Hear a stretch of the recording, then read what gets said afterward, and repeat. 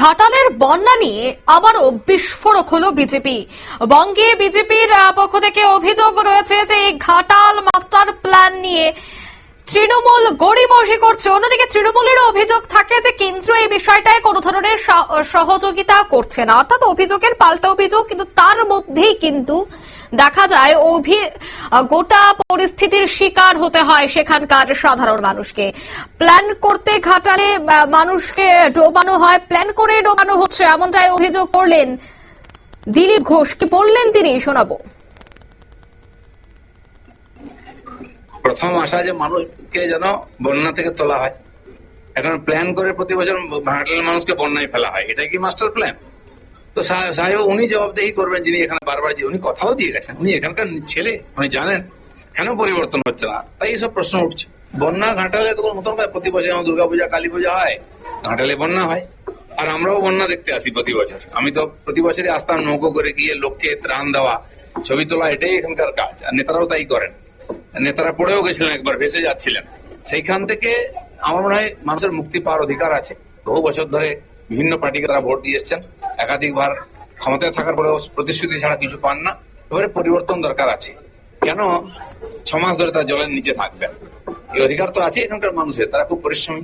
আজ এখানে কিছু হচ্ছে না বলে এখানকার লক্ষ লক্ষ মানুষ, আপনি আরামবাগ পুষড়া থেকে আরম্ভ করে ঘাটাল, আমাদের সবং পর্যন্ত, ওদিকে ময়না পর্যন্ত, বহু মানুষ এখান থেকে ছেড়ে বাইরে চলে যান জীবিকার জন্য, কারণ এখানে কোনো চান্স নেই। কিন্তু তাও যারা আছেন তারা বহু পরিশ্রম করে এখানকার উন্নতি করেছেন, বাড়ি ঘর বাজার হাট, তারা পরিশ্রমী। কিন্তু তাদের পরিশ্রম করার সুযোগ দিতে হবে, তারা এখানে শান্তিতে থাকতে পারেন। 6 মাস কেন জলে জঙ্গলে ঘুরতে হবে? এইটার থেকে মুক্তি চাইছে ঘাটালের মানুষ, এটু খুব বড় নয়। ভবিষ্যৎ তো আছে, এই সরকারের যখন যাবে এখান থেকে তখন হয়তো সম্ভাবনা আছে, তা নাহলে কোনো সম্ভাবনা নেই। মাস্টার প্ল্যান হওয়ার আগে যে হাইওয়ে গুলো হয়েছে বড় বড়, সবই তো কেন্দ্রের টাকায় হয়েছে। আপনারা কি করেছেন? প্রতিশ্রুতি ছাড়া কিছু দিয়েছেন? দিদিমণি আসবেন, খালটা শাড়ি তুলে 6 ইঞ্চি জলে দাঁড়িয়ে ফটো তুলে চলে যাবেন। দেব আসবেন, বন্যা আসার পরে দেব আসবে, প্রতি বছর দেব একটা স্তোক বাক্য দেবে, আর 5 বছরে একবার পাগলু ড্যান্স হবে ভোটের জন্য। এইটা কি পাওনা আছে ঘাটালের লোকের? এর তো পরিবর্তন চাই।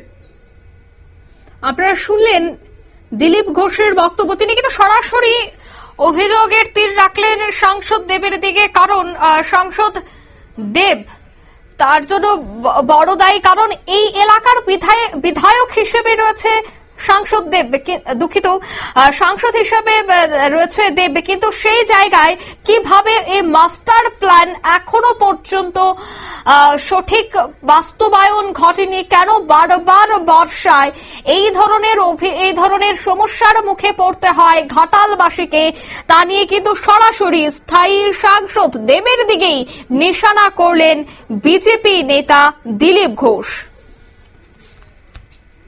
নিয়ে নিচ্ছে ছোট্ট একটি বিজ্ঞাপন বিরতি, সঙ্গে থাকুন।